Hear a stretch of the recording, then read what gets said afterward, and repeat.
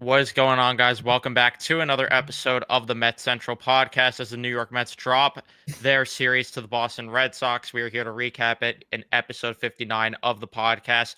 Before we jump into everything, I ask that you please leave a like on your way in. If you're watching on replay, whatever it may be, subscribe if you guys are new to the channel. Turn on your post notifications so you know when we upload or go live. If you are currently in the live chat watching this one, typing in the chat, all that stuff. We will get to your comments, questions, and everything.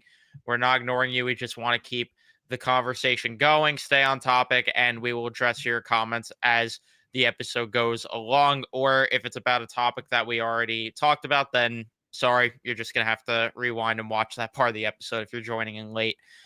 But yeah, another just rough series. They salvaged it by winning at least the last game, which I think you, me, and every Met fan, at least that watches the games in depth, did not feel good going into that game three, considering the way this team has been hitting or lack thereof, I should say, as well as the fact that Garrett Crochet was on the mound. I think that every Met fan was feeling down about going into that last game, but thankfully they were able to at least salvage it. Of course, naturally, that's the game that I couldn't watch in depth. I watched as much as I could, but instead, I was in the building for the Knicks Pacers game, which we will not get into here. This is not a Knicks channel.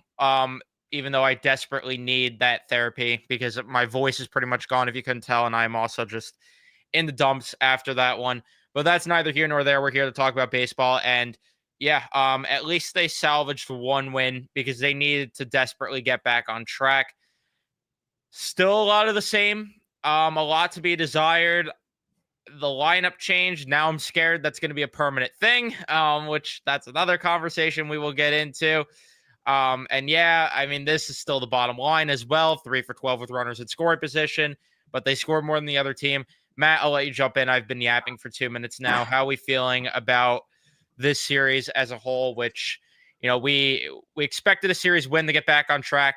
Unfortunately, that didn't happen, but your thoughts? It's another poor series played. Another poor series played. And again, like what Carson mentioned in the comment section, like what we've been talking about for the last couple podcasts, and mainly what's been the main problem for this team this whole year so far is, again, runners in scoring position and not being able to bring them in. Because realistically, you look at these three games, right? And we talked about it when we previewed the series on the last podcast. We said that in order for the Mets to win this series, they had to take advantage of the pitching matchups in both game one and game two. Because game three, we both gave them no shot just because we looked at that pitching matchup where you had Tyler McGill coming in on three very poor pitching outings, his prior three starts, and then you had Garrett Crochet, who was my pick to win the American League Cy Young this year. So the matchup wasn't in their favor. And then you looked at how they performed in those first two games, and then especially with them not being able to take advantage of the fact that Walker Buehler got thrown out in, I believe, the third inning of that second game, and then they couldn't hit the Red Sox bullpen to save their life. You went into that final game and you're like, yeah, we fully expect them to lose. And listen, don't get me wrong, they won that last game. Wasn't pretty either because they had multiple chances to get Garrett Crochet to strike against them early. And again, like what we've been seeing against when this Mets offense faces very good starting pitching, they get opportunities, but they won't be able to come through. And Brett Beatty, who has been starting to play a little bit better recently, he was the hero last night. He drove in 3 of the 5 runs, so nice to see that Brett Beatty looks like he's starting to get going. And I'm sure we'll talk about that as a discussion because there is that discussion point of right now of who should start at third base. And for me, it's Beatty right now, but I'm sure we'll get into it more in this podcast episode. But yeah, they score 5 runs somehow. So that means that Eric Chavez will likely stay as the hitting coach. Yay. Yes, you can hear that very sarcastically in my voice, but yeah, poor series overall. And listen, you look at this stretch of games so far, against the better teams where they lost 2 out of 3 against the Yankees. They lost 2 out of 3 against the Red Sox. So they're currently 2-4 on this quote unquote road trip. And now they go into a very tough series against the defending World Series champions and the team that they lost last year in the NLCS to the LA Dodgers. So schedule does not get easy in the next series. So we'll see what they got, and the hitting's really got to turn around if they want any chance of, taking any games against this Dodger team. Yeah. There was also just again a lot of slop defensively, which again it's not anything new. So we just saw kind of the same things that we have seen throughout the past 2 weeks. And again, that's a bigger concern to me. And the fact that Brett Beatty continues to be the unsung hero for this team right now, you need somebody to step up. So I guess it's better someone than no one. But the fact that it's him when you have the guys that at the top of the lineup, which we've talked about at nauseum, making the money that they are, it's just a little embarrassing to say the least that Brett Beatty has been the catalyst of the offense over the past 2-3 weeks, and he's not even an everyday player to add to that conversation. I'm just sitting here feeling I'm just sitting here feeling down right now on this team, and I hate it. Like, I really hate that this is where we are, and it sucks that with the record they have, that one, I have to feel this way, and two, Chavez is going to stick around when he really clearly should not. But just so much ugliness, especially because in that second game, like you were talking about too, their starter got thrown out of the game. And honestly, I think there's a correlation with the fact that their bullpen, with the Red Sox bullpen getting burnt in game 2, that helped them win game 3 of this series. So, like, who knows? Maybe they don't even win game 3 of the series without the way game 2 unfolded. And I hate to be that guy and play, if man scenario with that. But let's face it, I mean, there is something to be said about that, where if Walker Buehler finishes that game, gives some volume for the Red Sox, the bullpen's a little more fresh for the Red Sox the next day, and maybe that game goes differently. But again, that's not how it went down. It's just, I really don't know anymore what you do, and we'll get into deeper conversations about the top guys like Juan Soto, who just yet again had a horrific series, to say the least. I really just, the thing that scares me is what we talked about in the post game after game number 2, is that they're going to lose to these better teams like the Dodgers this upcoming weekend.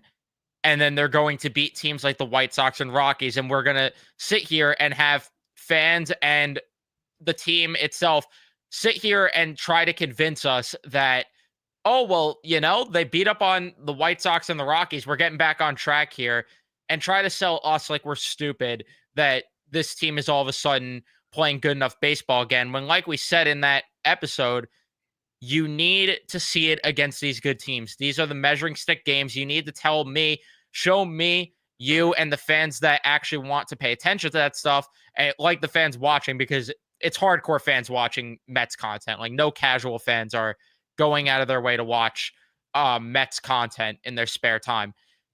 We're the ones that know, okay, you need to show it against the quality opponents for us to really be convinced here. And I'm just scared that we're going to see them start to rack up wins against the Rockies, the White Sox, which they play the Rockies twice, and then the Nationals, the Rays. Like, these are not good baseball teams. And then come the end of June when they play the Braves and the Phillies and all those other teams, and then rolling into July, some other quality teams, that's when we're going to start to see a little bit more of the flaws show up again. And that's what worries me, where this is going to be something where time is bought on changes that need to be made because they're going to all of a sudden get the results again. Yeah, I mean, I can't even say with full confidence that, they're going to go into those series against the Rockies and the White Sox and demolish them. Maybe they'll win a series just because overall they are the better team and they have the better quality of players. But those are teams, especially those two teams, the Rockies and the White Sox, which are, arguably the two worst teams in Major League Baseball. Those are teams that you should be going, and you should be leaving without a doubt that you crush those teams, because we just saw them 2 series ago against the Pittsburgh Pirates. They barely won those first 2 games, and then the Pirates ended up beating them 4-0 in that finale. So they won a series, which is cool, great. But again, it's about how you win those games, because overall, we care about consistency, and, that style of baseball that you play, can that translate to against the better teams when you play them? And so far, because what we've seen them, they played very poorly against the Pirates, and then we saw how it went against the Yankees. lost that series. We saw how it looked like against the Red Sox this series, where they lost the series. And now, like I said, you're going up against the defending World Series champions in the LA Dodgers. That is not going to be an easy series. And even with them, with their offensive struggles right now, and the fact that they have a lot of injuries on their pitching staff right now, that's a very tough series.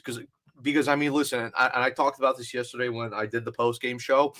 Like okay, like the Mets pitching has been very good so far, but that Dodgers lineup, that's another caliber of lineup. Like, you have stars all throughout that lineup. So all it takes for that pitching staff, or at least for this pitching staff, all it takes is, to be average.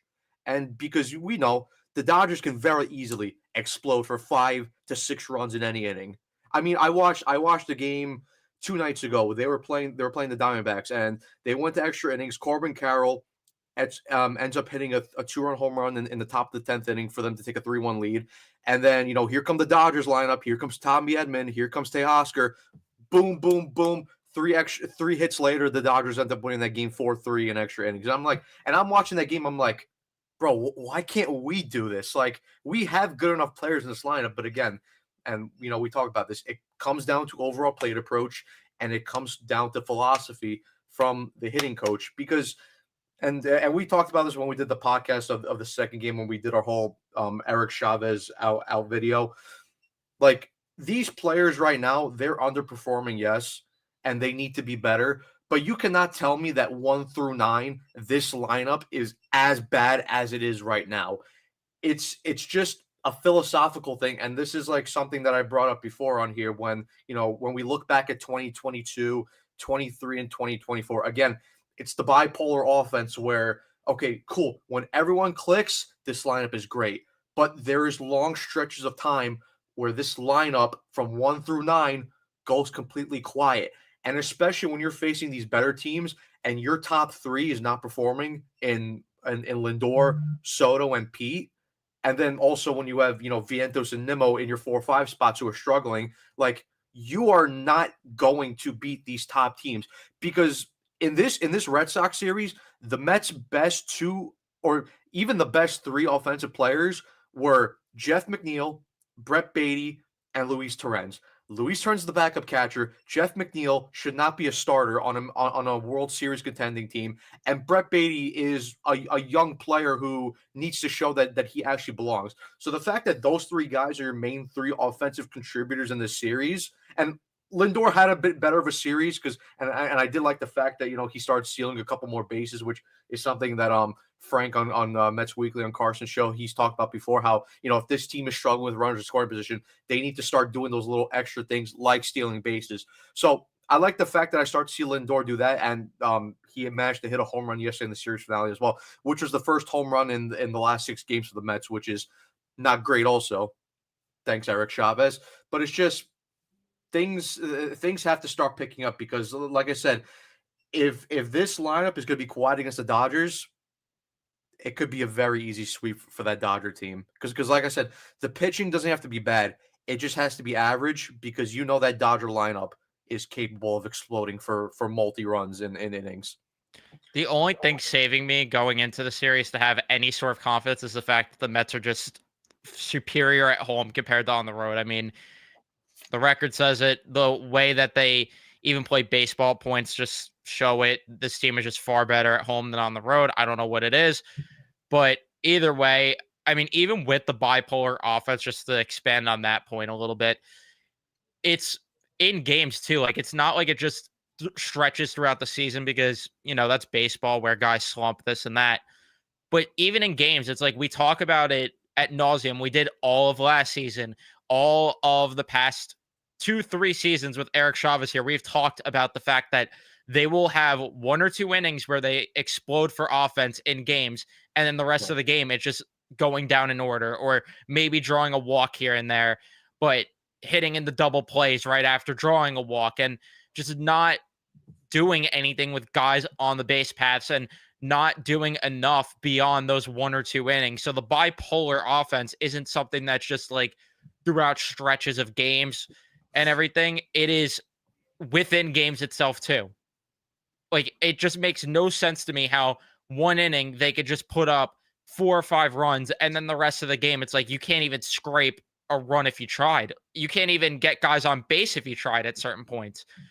So all that to correlate to the fact that I don't know when we could sit here and just say, like, this is who they are, because we have enough of a sample size here. And it's just stupid that it is this way because of what you said, with the fact that this team has so many talented players on this roster that are capable of it and individually are good. I mean, we talk about it with the hockey team that we cover as well. It's just like the individual talents are there. It just never meshes well enough at certain points to, and I mean with previous years, by the way, I want to make that clear. But the individual talents will put up the good numbers and the pretty stat lines, but I don't care unless it's all cohesive and putting together just a good enough performance as a team to win these baseball games, and especially against, like we said, the quality teams. And I don't want to sit here because I want to go back to my point with the fact that they'll beat the bad teams or whatever. You got to beat who's in front of you. I want to make that clear, where I'm not going to sit here and be mad that they're winning games against the White Sox and Rockies. You should be doing that. But it's about the process, which, David Stern seems to talk about as well. I want to see good process in these games, not just what we saw in that Pirates series where they took 2 out of 3, but it was a very ugly 2 out of 3. And I mean, even with that last win, just not even a great performance, which yet again, I mean, you could chalk that up to the fact that the pitching was so good, which is how they are winning these games. And sure, that could be your identity, but when you're paying north of $20 million to as many players as you are on this roster, I'm sorry, but pitching should not be what is the savior and the MO of this team. And like Carson's saying here, talent doesn't mean a thing unless, I mean, I could pull the quote up because I have the video clip of Gerard Gallant saying it, but talent only means so much. You need to play the right way. And Carson also saying 42 of 50 subpar team performance with runners at score position, league average 9 innings, 28.3%. It's just not good enough. And you have Will saying that the offense needs to find this year's Iglesias that will spark the team. Torrens is the starting catcher, found the manager. And I would love Martinez as a hitting coach. I think we're all dreaming there with a hitting coach change, whether it's JD Martinez or whoever. Unfortunately, I don't think we're going to get that, but they do need, forget about the spark plugs right now, because I would argue that, like you said, they have those spark plugs. Like Torrens is giving you something. Brett Beatty, I can't believe I'm saying it, is giving you something. Jeff McNeil, and I can't believe I'm saying it, is giving you something. It's the top dogs right now. It's your Nimos, it's your Sotos, it's your Alonsos, it is your Lindors, which again, he had a better performance yesterday, but it's those guys that are not giving you good enough performances, especially again with runners in scoring position. And this is how they lost to the Dodgers. Well, that's even in last game, and you talk about how the bipolar offense, mid-game. I mean, that's what happened last night, because I mean, they scored 1 run in the second inning, and by the way, they were lucky to even score that 1 run in that inning. But I mean, we'll get back to that, because I mean, they had the 1-0 lead up until the sacrifice fly by Jarren Duran in the 5th inning, which off the bat to me looked like it was going to be a grand slam. But thank God it was windy at Fenway Park yesterday, because if that wind wasn't there, that's a grand slam, and the Mets most likely get swept in this series. And then they end up exploding for 3 runs in that 7th inning, and they end up chalking up that last run in the 9th inning due to a Lindor solo home run. But I mean, just going, and I talked about this yesterday on the post game that I did, but that 2nd inning, it really pissed me off. And again, this is basically a rinse and repeat of what we've seen throughout this whole season. And again, we talk about, with the process and going up there with a good plate approach. And again, because you go to the top of the 2nd, right? You have Vientos leading off the inning with a walk, and then you have Luis Torrens driving a double off the Green Monster. You have 2nd and 3rd with no out. And what's the biggest thing we complain about with this Mets offense when they have runners in scoring position? Swinging first pitch and just completely derailing momentum. Because once again, you have Garrett Crochet on the ropes here. you could have a very big inning against one of the better pitchers in Major League Baseball. And what happens? Tyrone Taylor comes up, first pitch swings, pops out. Luis Acuna comes up. What does he do? Swings first pitch, grounds out. So you go from second and third, no outs, to second and third and 2 outs within 2 pitches.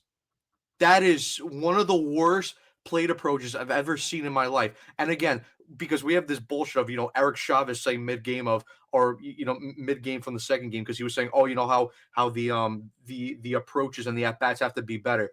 Eric, if you're such a good fucking hitting coach, why aren't you realizing that this is a bad habit of this Mets team, that they go up there and swing first pitch? And why don't you actually talk to them and relay them to try to get these tendencies out of them? But no, because we're going to have fucking Francisco Lindor come up to you mid-season and say, bro, where are you? We actually need you to fucking coach, because that's what you're actually being paid for, instead of just fucking sitting in the dugout with your thumb up your fucking ass. And credit to Brett Beatty, who came up next at bat and hit a single into center field to drive in Mark Vientos, stick that 1-0 lead.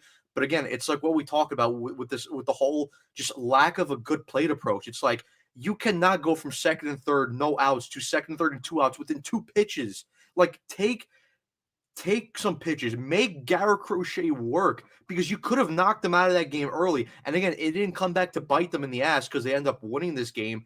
But again, this is something that we've seen with other star pitchers when the Mets play them. When they play against Paul Skeens, when they play against Max Fried, Corbin Burns, Zach Gallen, Framber Valdez, guys like that. They have these guys early on the ropes, early in the games, but they let them off the hook easily.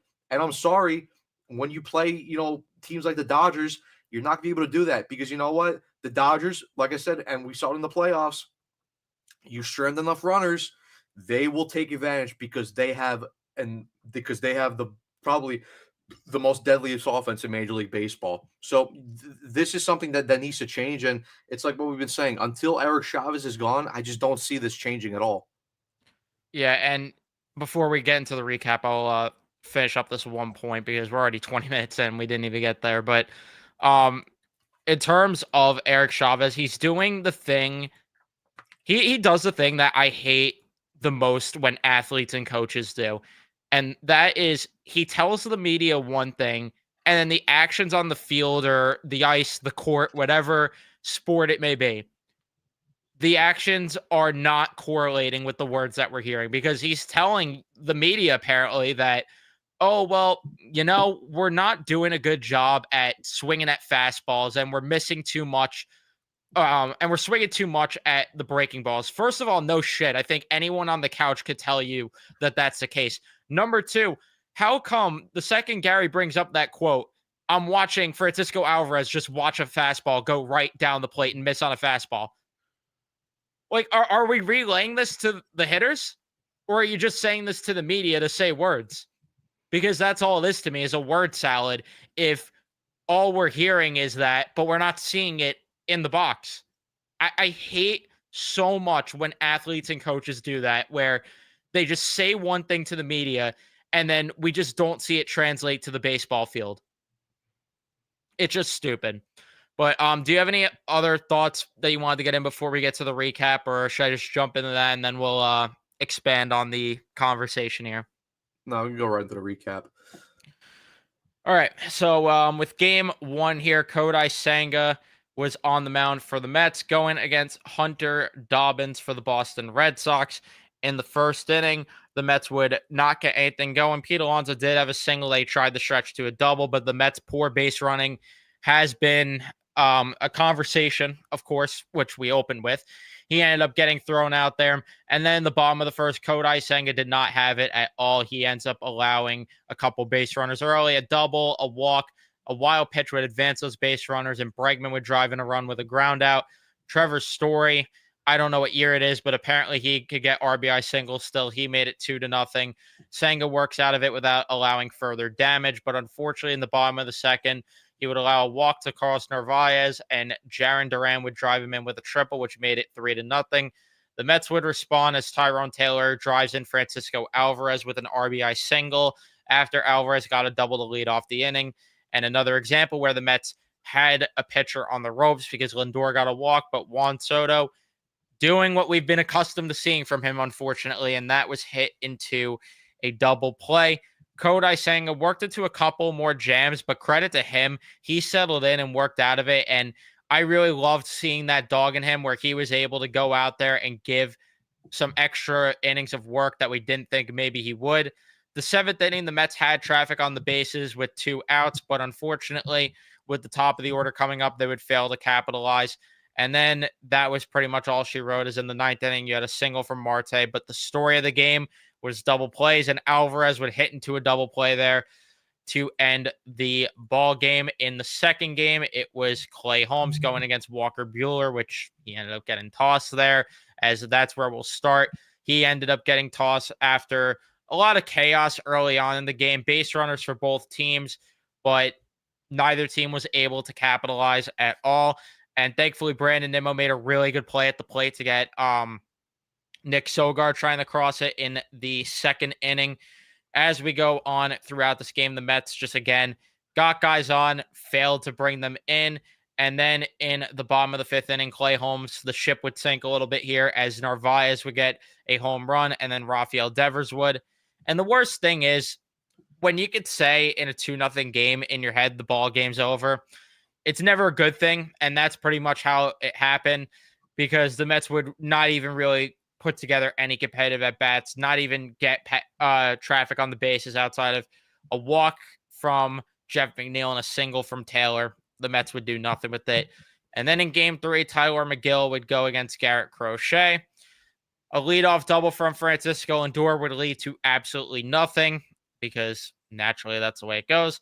The top of the second, though, the Mets would get on the board as Vientos gets a walk, Torrens with a double, and after 2 first pitch outs from Taylor and Acuna, Brett Baty would get a single to make it 1-0. But Luis Torrens was thrown out at the plate there, unfortunately.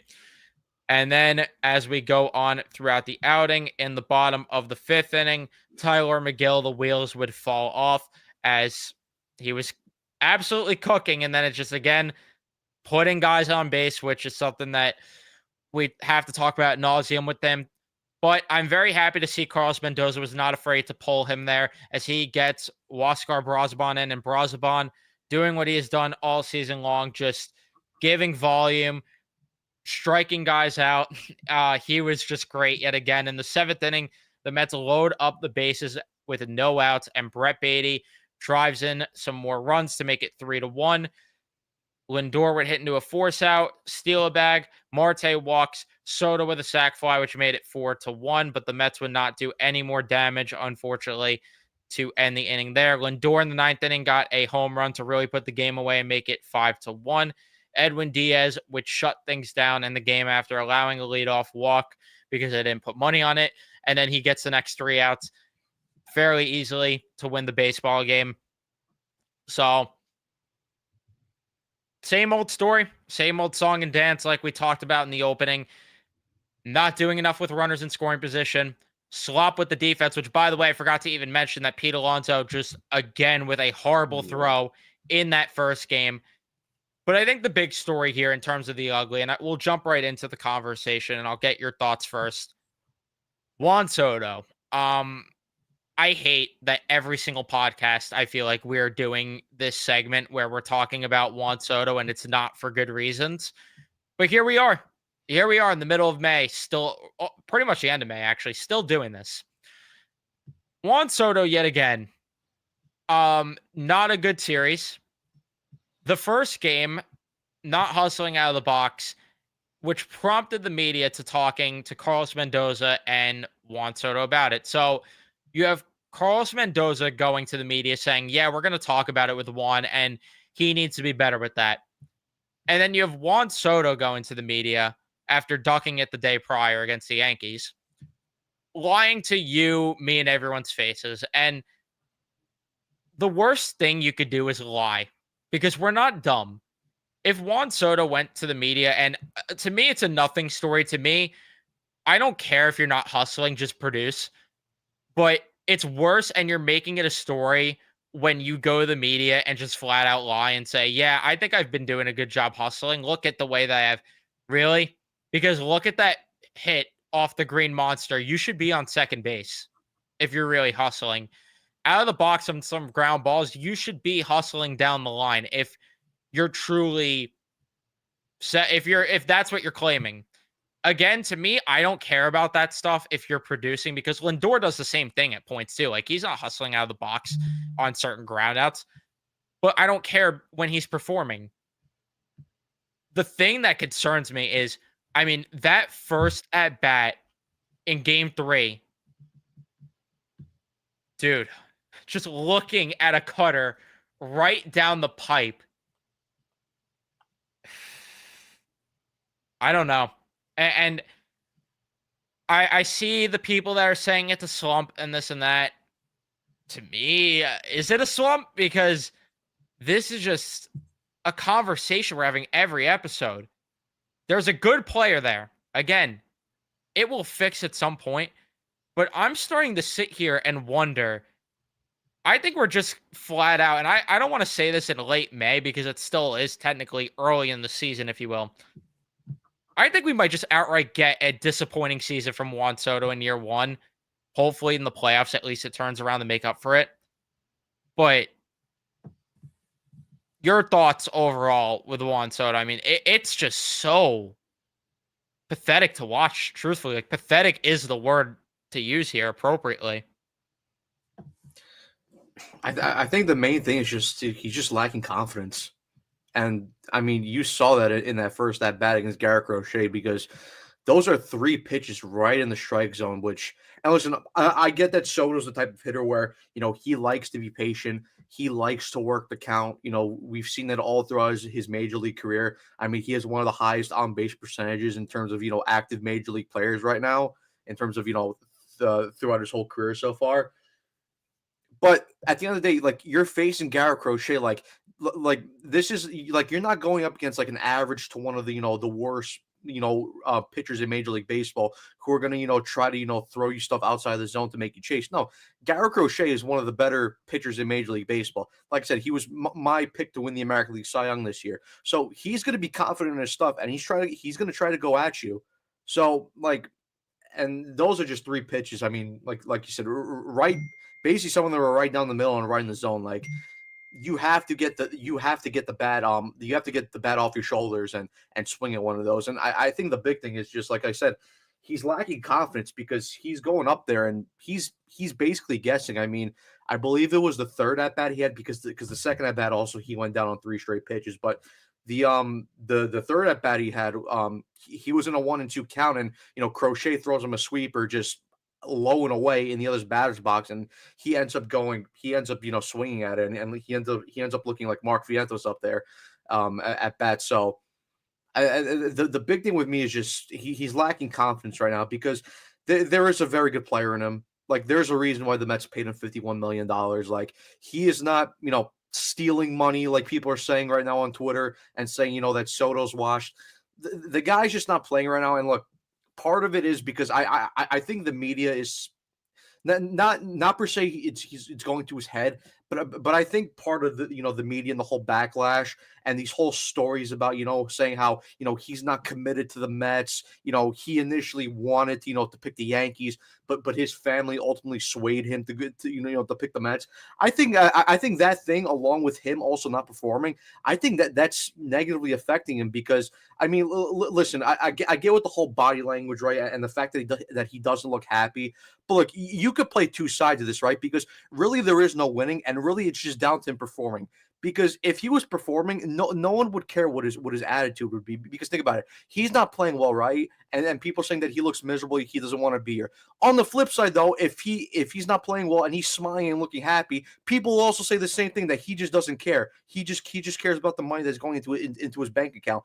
And then, like I said, add on top of the fact that you have freaking media outlets and stories coming out saying that you're not committed to the team that you signed for. Yeah, I mean, like, looking at this from a human being standpoint, yeah, I'd be fucking like pretty sad and depressed too if I have people making up lies about me, saying that I'm not committed to the team that I signed a 15-year contract to. So listen, ultimately it comes down to whether or not he's performing. Right now, he's not performing. He looks lost at the plate. Do I believe he will turn it around? Yes, because I think he is that good of a player. I think in the end, It will be fine. Does it suck? Is it frustrating that he's performing this way and that he looks lost to play? Yes. And we've seen this before. Carlos Beltran, when he signed here in 2005, he had a poor first year. I believe he had like a Lindor, too. 7. I believe I checked one time. I think he had like a 730 OPS Beltran in his first year. Lindor had a poor first year. So listen, I don't like the fact that Soto's playing this way. It is what it is. We have to deal with it, and we just have to hope that he eventually turns it around, especially this year, and then especially if they get to the playoffs. Because if the Mets want any chance of going far, they need a red hot Juan Soto if they want any shot at winning the World Series. But like I said before, I'm not fully worried. I think he will be fine. I think he will break out. I think he just needs his confidence. I think he needs his swagger back. I think an actual hitting coach would also help too. But it is what it is. He has to perform better. And the thing that is really, like, I'm not someone that likes to blame the media and stuff, because to me it's like, okay, you're making the money, and with money comes pressure. You got to go out there and just perform. But when it's every single day, and even like you're saying, when even the days where he does perform, and it's still just like, well, yeah, he doesn't care, this and that.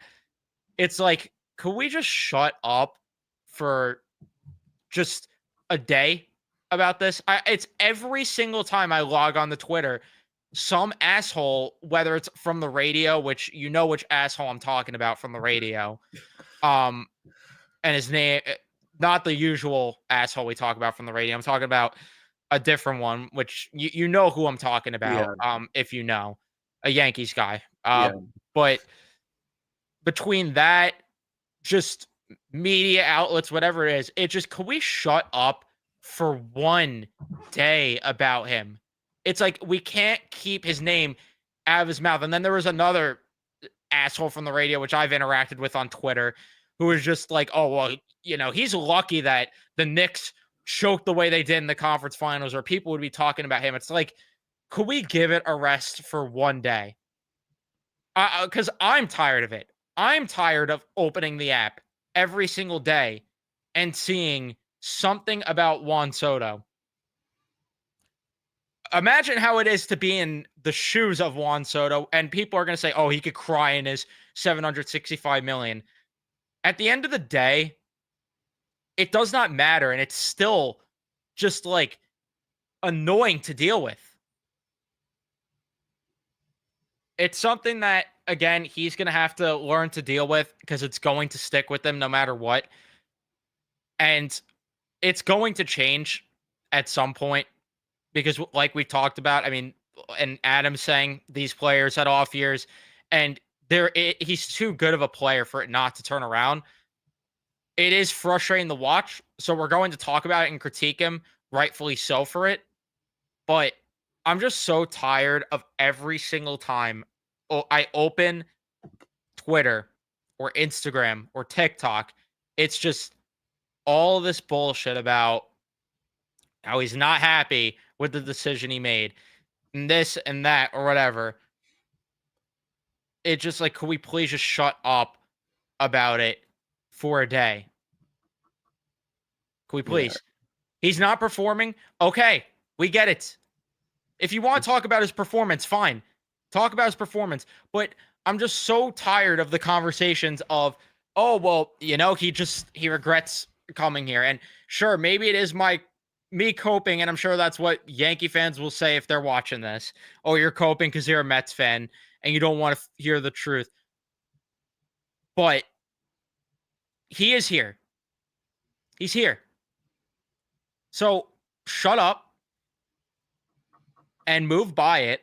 And Michael Kay, too, can shut the fuck up. I mean, his name I'll say. His name I will say. He could shut up about the whole thing. About just, now he's going on every single time on his radio show talking about Juan Soto. And I don't fault him for relaying the news that dropped or whatever, or what he was heard or told, whatever, with how Soto wanted to be a Yankee, but his family pushed him coming to the Mets. So I don't blame him for that, because he's just relaying what he's told. But That's someone from the Yankee side saying it. It's just, again, move on. This is mostly talking to Yankee fans, this one. Move on. Your team is playing good baseball. Just shut up. And then for us Mets fans, critique his play, but we can't sit here and play pretend and act like it's not affecting him in some way. Like, how difficult is it for people in the media to do what Pedro Martinez did the other day? Where he was basically saying, it's not easy to deal with this much shit that he's dealing with, and that he dealt with it at certain points. And this is really it. I mean, us saying Soto could cry in his $765 million doesn't help us be a better team. Like it or not, we're stuck with him and his paycheck. Exactly. And it's the same thing. It's the same conversation that I have about the hockey team that I root for. And I hate to always bring it up every episode and every segment, but I don't like certain contracts that were given out. But I have to live with the fact that they were. Just perform and shut me up. That's all it is. Both things can be true. Juan Soto needs to step up and try to block out the noise, but the noise is also just so much that's every single day we have to hear some bullshit. And that's really the main thing too. It's just, it comes down to performance.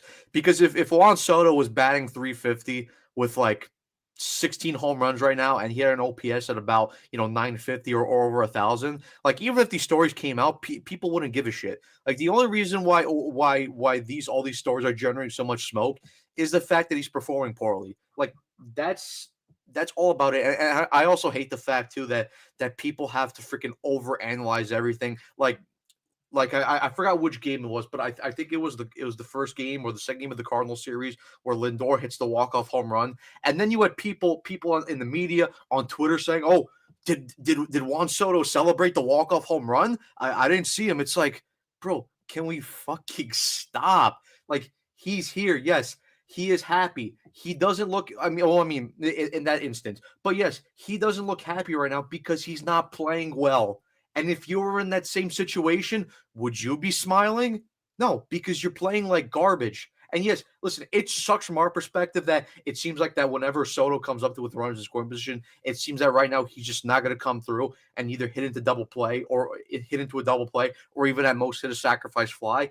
Yeah, that sucks because we want to see him have those big hits, time after time after time again. But and this is the thing that sucks about modern day social media and modern day sports, that everything is so analyzed, and that that we don't give the athletes, pretty much any space because we're pretty much always up their ass 24/7. It's like, yes, he's not playing well. We know it. He knows it. Let him have his space. Stop with these bullshit stories in the media saying that he's not committed, or the stories saying that that the Mets hierarchy is not happy with the way that Juan Soto is acting right now, and his whole attitude. Stop the bullshit stories. Let him figure it out, and ultimately he will be fine. And if the Mets hierarchy was truly upset, I think we would know about it. And honestly, like, I just want to bring this up. I agree that I do want to see the personality from him, but I didn't like him avoiding the media after the Yankee game too. But I also understand it to a point because every question during that Yankee series was about the Yankees and Aaron Judge. Like, do you want to be in those shoes where you signed a 15-year deal with another team and you're still being asked about, like, imagine you get a new girlfriend and you're asked consistently by your new girlfriend about your ex. I'm sorry, if that was me, my shoes, if I had a girlfriend that was asking about my ex more than wanting to learn about me and talk about me, I'm leaving. I'm out of there. I'm not staying in that relationship. So, like, why does he owe them to answer questions about his ex? And obviously those questions were going to be asked when he left, but for it to be every single question and every single time he talks to the media after that, during that series, after that series, whatever. I mean, on podcasts too. He goes on podcasts and has to talk about it. Yeah. I wouldn't want to have to deal with that. Yeah, and we saw what happened, during that twin series, where all Soto did was just be honest to the media about saying, that it's that he needs to adjust because he doesn't have Judge behind him. And we saw what kind of fucking shitstorm in the media that sparked up. And all he was doing was honestly answering the question. So if that kind of media storm brews up all because he's being honest, I mean, like, yeah, I wouldn't want to answer those questions on a consistent basis either. That's probably why he didn't, because after that sequence of events there, he probably was like, yeah, I'm not doing this again. I'm not risking another bullshit media story coming out about me not being happy and missing the Yankees, because that's the way that's going to be no matter how I answer the questions. The only thing that he could have done, and this is what I would do if I were in his shoes, going to the media, I would say, I am not answering any questions about the Yankees. If you're going to ask me, then I'm not spending my time talking to you.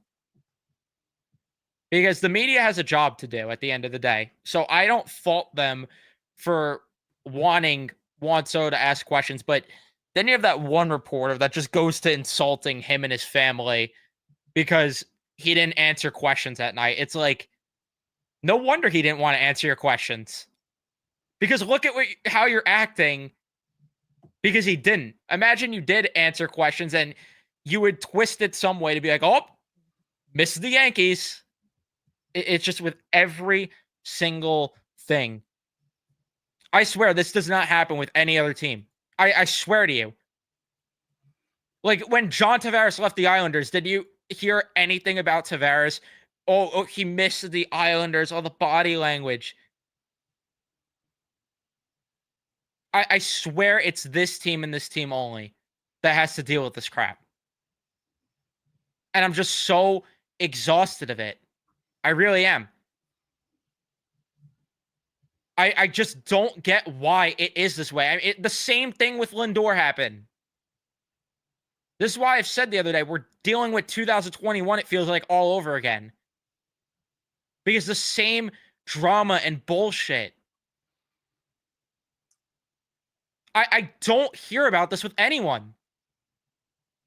Like when the Islanders made the conference finals those 2 years, did you hear anyone go into Panarin and be like, hey, do you regret not going to the Islanders instead of signing with the Rangers? Did you hear any of that? No. When it's the other way around and the Yankees sign a guy, do you hear, do you regret signing with the Yankees? Like when A-Rod faced pressure early on, was it, do you regret not going to the Boston Red Sox? I'm just so tired of it always being with this team. Something. It's just always something. I thought we were beyond this. I thought with the ownership change, I thought with David Stearns at the top, I thought we were done with this.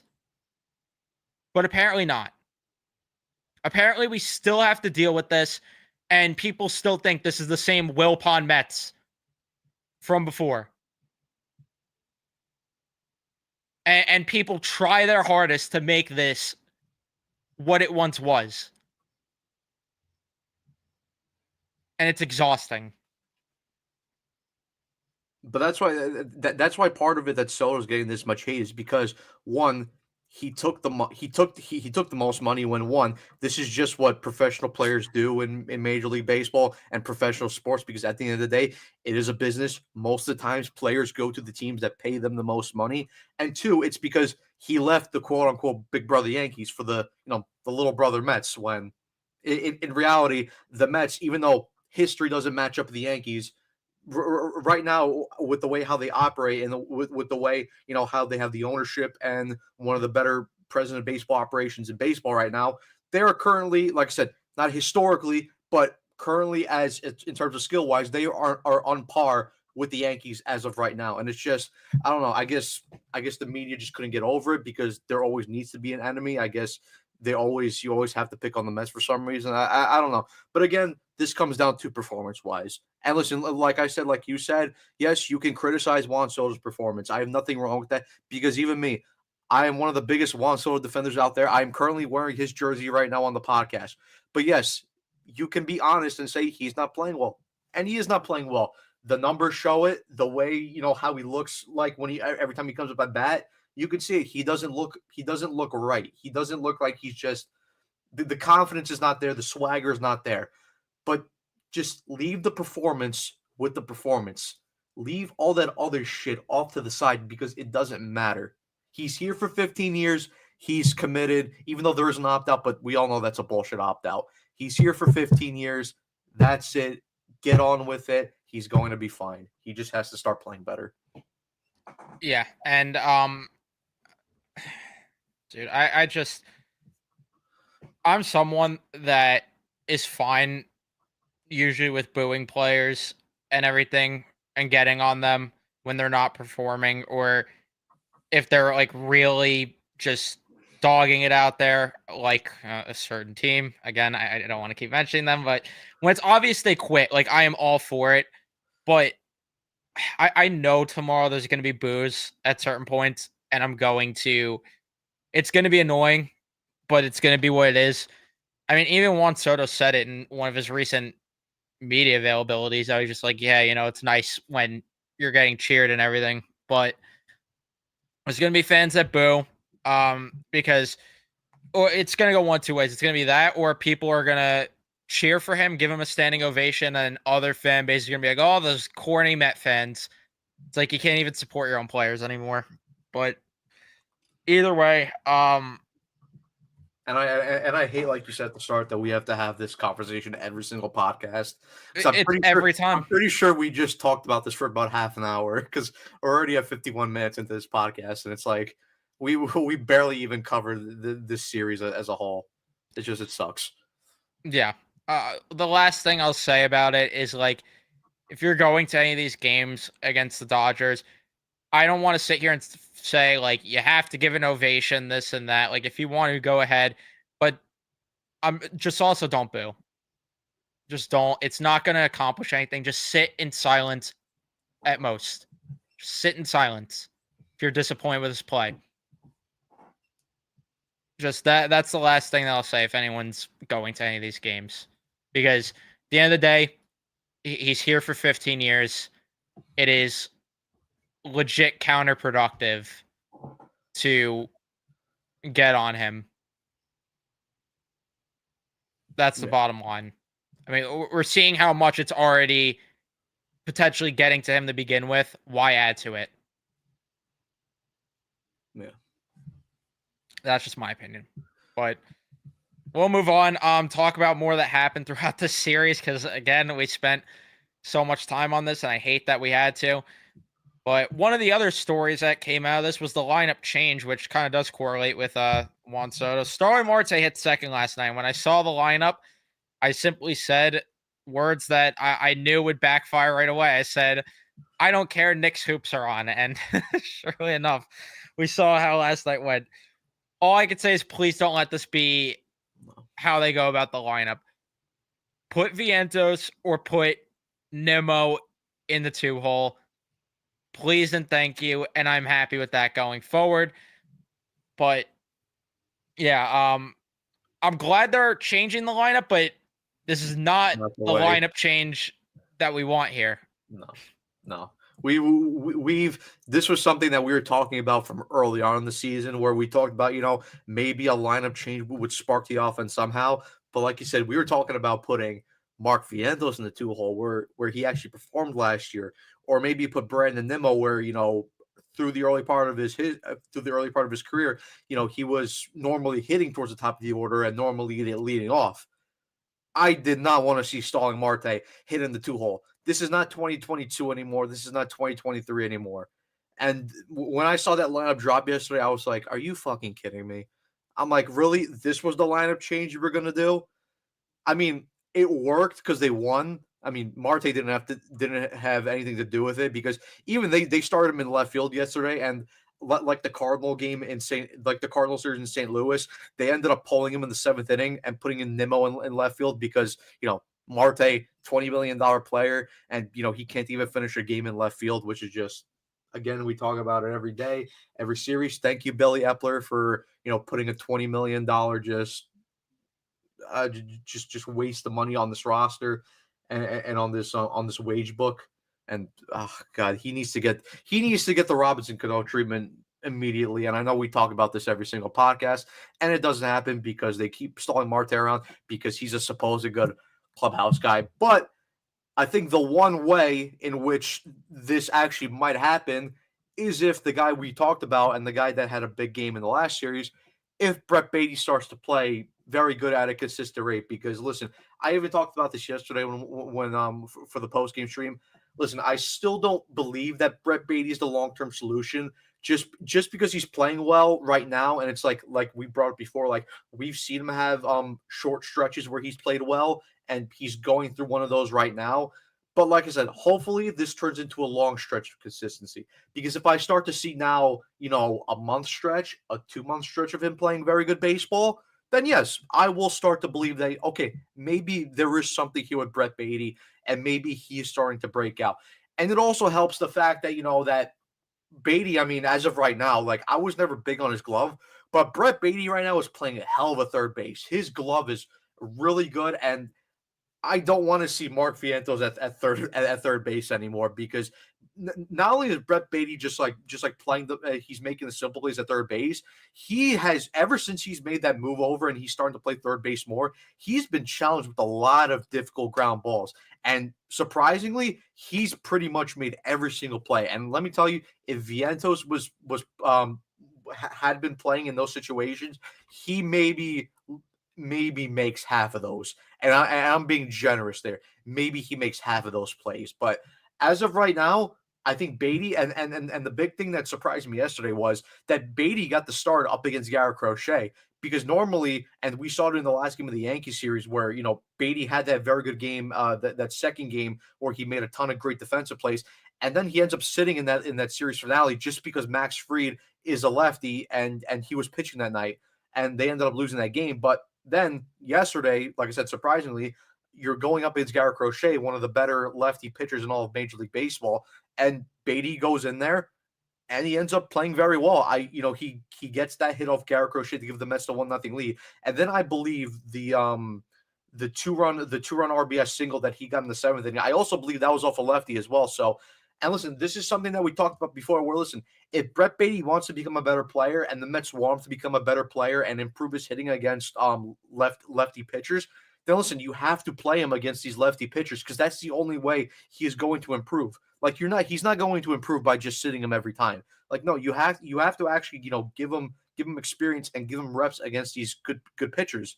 And so far, like I said, short sample size. I need to see more, but he's been playing well, and hopefully, like I said, Beatty cements his spot at third base. Vientos could ultimately take the DH spot for himself. Hopefully, with the lineup change, maybe he hits second. Maybe you start to see, hit the mental side of Vientos' game start to improve because he doesn't have to worry about the defensive side, and he could get back more to what we saw of Vientos last year. And then, ultimately, and then, Winker comes back. He could be the bench spot. And then if those options all come together, there you go. Now you have an actual avenue and an actual reason to DFA a guy like Starling Marte because he becomes irrelevant at that point. So hopefully Brett Beatty continues his great play.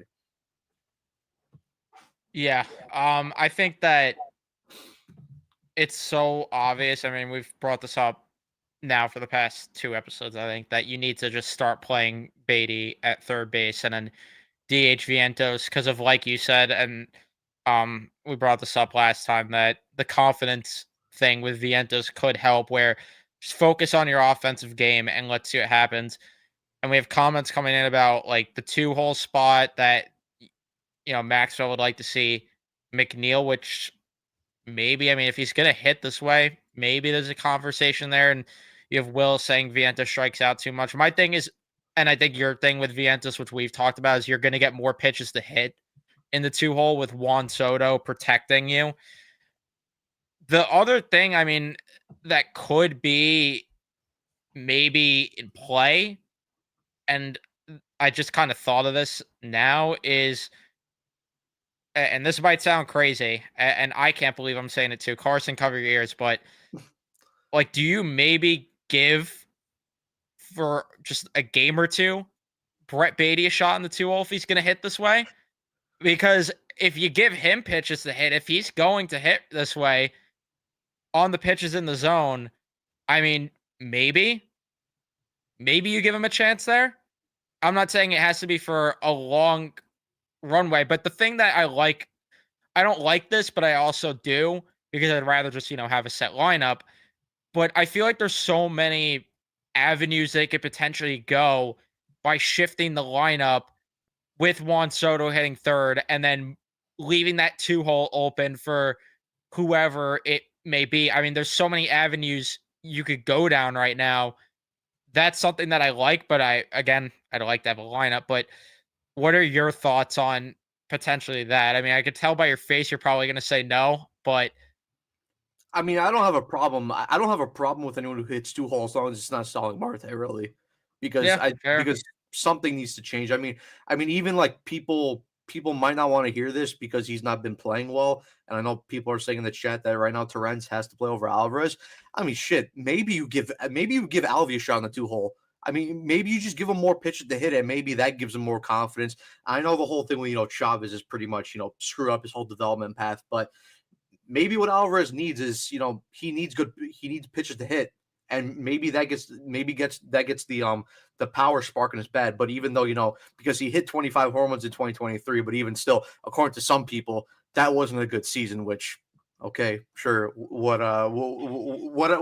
pal. But listen, for me, you need to change something in this lineup just because it's not working. And I don't have a problem if the Beatty's going to go in the 2 hole for a short period of time. Just see what you have.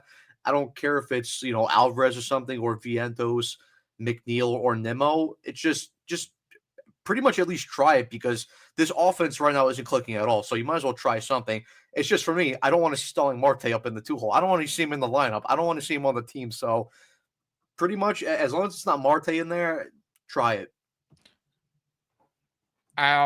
It could be an option there. I actually like that idea because I looked at the numbers because I was gonna say I think Alvarez has hit second before, Yeah, and looking at it, he hit second, I believe, for a little bit last year too. I think in 2023 also is where he got a good Yeah. chunk of batting second, just because that team was also just really freaking bad. But just looking at the numbers right now in terms of how he was batting second in his career, he has a 104 WRC plus in the 2 hole, 749 OPS. The problem really is the on base percentage, really just tanking that. But to also counter that, I mean, in 2023, he was a different player than he is now. Thank you, Chavez. But maybe that is the avenue to go down by putting him in the 2 hole and giving him some more leeway there. I mean, the only other thing you could maybe do, you could get really weird with the lineup and maybe keep Juan Soto second, put Alvi third, and then Alonso clean up. I mean, you could shift things around that way. All I know is that, I mean, the conversation that we've talked about, and it stops and ends at you need to have the 3 guys that were hitting top 3 the most consecutive or consistently in Lindor, Soto, Alonso. Those 3 need to be separated. Like that was the whole reason that conversation even began. I don't really care how they do it, just split those 3 up. Maybe that's the avenue though. Like maybe they go the route of putting Alvi higher in the lineup. I don't know. I mean there's so many ways where you could argue it should be Alvarez, it should be Vientos, it should Beatty and McNeil with the way they're hitting. You could argue that those guys should get a chance maybe in the 2 hole. I'm open honestly to whoever. You could sell me on anyone but Starling Marte, like this comment saying, and like you said. To me, that's really what the bottom line is. Yeah, I mean, because something has to change, and they have to try something different. And pretty much the only 2 ways you're gonna fix this as of right now. I mean, I know you could make a trade, But considering that it's still, late May, not even June yet, I don't know how many teams are going to be willing to sell unless you're a team like the Rockies or the White Sox. But then again, what kind of bats do those teams have to offer? I pretty much wouldn't want any type of bat from those teams. So pretty much the only two ways to either fix this is one, you change around the lineup and you try to do something a little funky, or two, you do what we all really want to do and fire Eric Chavez. There is something else I would like to do to Chavez, like what Mark Williams would want to say in this situation. But unfortunately, that is not an option, and probably as of right now, Chavez isn't going to get fired, which is my number one solution and probably what I think would ultimately fix this lineup for the long run, and in order for them to fulfill their own full potential. But listen, as of right now, like I said, try anyone in the 2-hole apart from Starling Marte. Yeah. That's really the bottom line of the discussion here. In terms of other things to take away here from the series, I don't know if you have any others. The only other takeaway I could really give you is Tyler McGill gave yet again just such an interesting start, to say the least. It's just like I texted in the group chat too because I was at the Knicks game, like I mentioned earlier. And I see he has 10 strikeouts, and I see he went 4 2/3. I'm like, did he get hurt? I'm like, what the hell happened here? And then you guys, of course, told me, nope, just typical McGill things of putting guys on base in one inning, which naturally happens.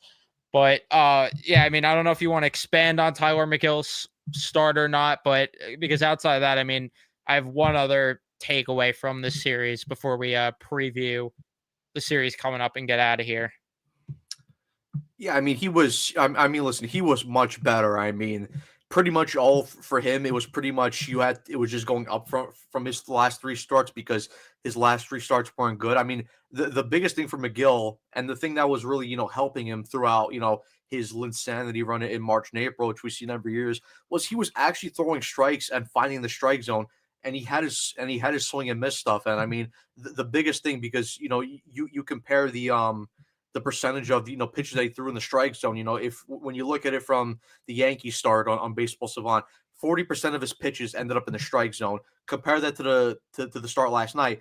That went up to 54%. So it definitely helps when McGill's locked in and he's consistently finding the strike zone and is able to get a swing and miss stuff up too. Because that's another thing that helped McGill's swing and miss stuff went up as well. And I mean, we saw it on the fastball. The slider looked a lot better, which did help. And because that's something that we talked about before, where McGill, the reason why he was pitching so well through March and April was because he had that very good slider as a secondary stuff that he could go to, when he could throw his fastball, set up opposing batters, and then drop that slider in free to either dot the corner or just get the opposing batter to swing and miss. So yeah, I mean, look, he was good up until he got into that 5th inning because, I mean, the 5th inning he did get a bit unlucky too because I believe Sogard was up at bat and he was the first batter, and it was a dribbler right in front of him, and there was kind of miscommunication between him and Torrens. They weren't really sure who to get that ball, and they ended up throwing away, and then he kind of just gave up a couple base hits, and then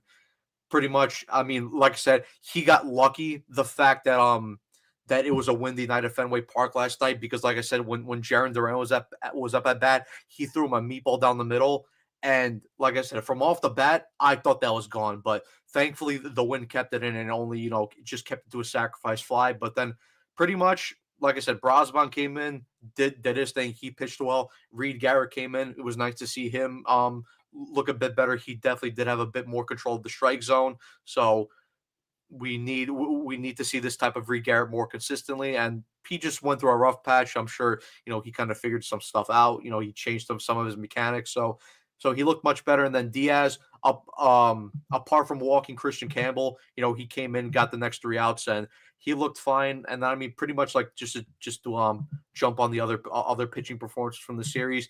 I thought Senga was good, struggled early on, but then really settled down. I love the fact that I believe you brought this up and you talked about this on your post game. But after that 5th inning, he basically said to Carlos Mendoza, "Listen, give me one more inning." He went out there, gave you 6 strong innings. Just the offense didn't produce. And then Clay Holmes was a little bit shaky. Wasn't one of his top performers, but still gave you 6 strong innings. Only gave up 2 runs on those solo home runs. But again, when the offense doesn't perform, can't really blame the pitching staff. So other than that, it's basically like we said, same pretty much stories where pitching was very good, offense not so much. Yeah. That's just again the bottom line here, or the story here, that the pitching once again good. The last conversation that I really want to bring up, and it's just a brief one that ties into the pitching. Huascar Brazoban, he's got to be in the All-Star game. I don't care anymore.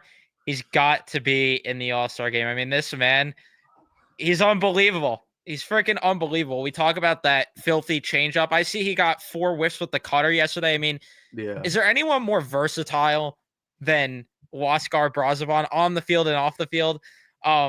If you know, you know. But in all jokes aside, on the field though, it's like, I mean, this guy, he's opening games, closing games, giving you good work in the middle of games, giving volume. I mean, he just does it all. He does everything right for this team, and I love watching this man pitch at this point. It's like when I see him warming up, I'm like, I'm fired up at this point now, and I can't believe I'm saying it either, Maxwell. I'm right there with you. I mean, he starts games, he closes games, he comes in for relief. He's even a very good actor. So he's a good doctor, I hear too. He's a doctor, he's a janitor, he's an astronaut. He's a very versatile man. He's a man of many roles. But no, I mean, listen, the guy has just been insane. I mean, it's such a big turnaround from what we saw last year when the Mets first acquired him at the deadline, because he could not throw strikes last year. He was walking the ballpark consistently, and it's just, he had a decent spring training, but even for me, I still wasn't convinced yet. But like I said, Paul Blackburn went down with an injury. He fully took advantage, and I mean, and he's running with this bullpen spot right now. Because I mean, as you said, he should be an all-star. And I mean, listen, there's still plenty of time before the All-Star game, so he could have a couple bad outings, which hurts his ERA. But as of right now, the way he's going, yeah, he fully deserves an All-Star game spot. And it's just the fact that you're seeing him, he's going out there, he's pounding the strike zone, he's throwing strikes with that sinker, that changeup, that cutter, that four-seamer. I mean, he's getting plenty of swings and miss. Like yesterday, 8 swings, 2 whiffs on the sinker, 4 swings, 2 whiffs on the changeup, 4 swings, 4 whiffs on the cutter, and then 2 swings on the fastball. And I mean, even with this, like, that sinker, he threw it for 91% in the strike zone. I mean, his whole repertoire last game threw everything for 61% in the strike zone. So it's just he's made whatever changes he's had to make within that pitching lab. And I mean, and he's just he's going out there, he's performing, he's having his Aaron Loup season. Now hopefully he's not a 1-year wonder like Aaron Loup was, and we can see this more than just for this 1 year. But yeah, I mean, the guy is just he's been a hell of a find for this team. And just he's going out there, and like I said, he's also given this team innings because he pitched yesterday 2 1/3 innings. So yeah, I mean, the guy's just been simply incredible. The only good news is at least they have control over Brazoban. Yeah. So, also I lied. There's one more conversation that I'll bring up briefly before we recap the next series, which it's being talked about in our group chat right now. But I also saw on Instagram that Ronnie Mauricio posted. So I don't know if there's a correlation, because we heard maybe from the most trusted insider on Twitter, Hector Gomez, that potentially Ronnie Mauricio's return is on the horizon, which could be. I mean, he's been killing it so far in AAA. I'm scared of letting him get near Chavez, but this team is starving for offense, like we've talked about. So if he's ready to go anytime soon, please just bring him up. Maybe that's the move that would get Marte cut. We could only dream. It's probably going to be a Zokar, for being realistic here. But that's great news. I'm happy to see him back and healthy, potentially. So, yeah, I'm excited to see what he could provide. I don't know if you want to add anything to that, but if not, I mean, listen, if Mauricio comes up, I'll be excited to come watch him, even though, the first time he actually puts a ball up in the air and he actually, puts a decent launch angle on it, some certain hitting coach is going to come up to him and say, "You think that was a good hit?" Because I don't think so. You need to hit more ground balls. just keep him away from Eric Chavez because this kid has something and he hits the ball hard. He puts the ball in the air and it's just coaching just might end up messing him up. But yeah, I mean, listen, hopefully if he comes up, he could be the spark that this Mets team need. And like I said, if he's also an option where he could play third base, he could play second base. So just in case if if Brett Baty needs an off day, instead of putting Vientos his glove out there at third base, you could move Mauricio there, or if Acuna or McNeil needs a day off at second base, he could play there, or even if you need to DH him, he could DH. So there's plenty of options with Mauricio, and he could be a solid addition to this lineup. With that said, the Mets have a long homestand actually, which is nice for once. But in terms of the series coming up against the Los Angeles Dodgers, which starts tomorrow night, thankfully, because I could tell you after last night, I mentally need a night off of sports. I am in recovery right now. But Clayton Kershaw versus Griffin Canning in the first game. So put the ball on your shoulder. Celtic Shaq is pitching. I shouldn't disrespect Kershaw that much. He's a Hall of Famer, but he is washed. So you know where I'm going to go in terms of the predictions on that one. But Tony Gonsolin versus David Resultsman Peterson in game number 2. And then in game number 3, you have Landon Knack versus Kodai Senga in game number 3. I will say that I'm scared to be like optimistic here and say they win the series. I'll say they win 1 out of 2. I got to go more on the safe pessimism side and hope that I'm wrong. Also because of like my tweet was yesterday, every time I'm optimistic, it backfires. I'll say they win tomorrow night, lose the last 2, even though I'm a little worried to bet against Senga's odds there. Wouldn't be surprising if they won game 3 though, and then lost game 1 and lose to Clayton Kershaw in the great 2025. But those are my predictions. Yeah, I think there is an avenue to where the Mets could win the series, just because they're not going up against the Dodgers, the top pitchers, but even still, the Dodgers have a lot of good depth. But listen, you're playing an old Clayton Kershaw in the first game. I mean, that's a guy in which he has an 11.25 ERA, so the lineup should be up against him. But we know how this usually goes. But I will say, just because Griffin Canning is also he's also pitching really well. And I'm interested to see how Canning looks like up against this Dodger lineup. So I'll say they win the first game. I'll say they drop the second game, and the third game is interesting because Landon Knack hasn't pitched well at all. He has a 6.17 ERA, and the fact that Senga's on the mound. But I think this could be a game where, like we just saw up in Boston, where Senga goes out there, he gives you 6 very good innings, but ultimately the offense just won't be able to perform. So I'll stay on the side where you want. I'll say they win the first game, they drop the last 2.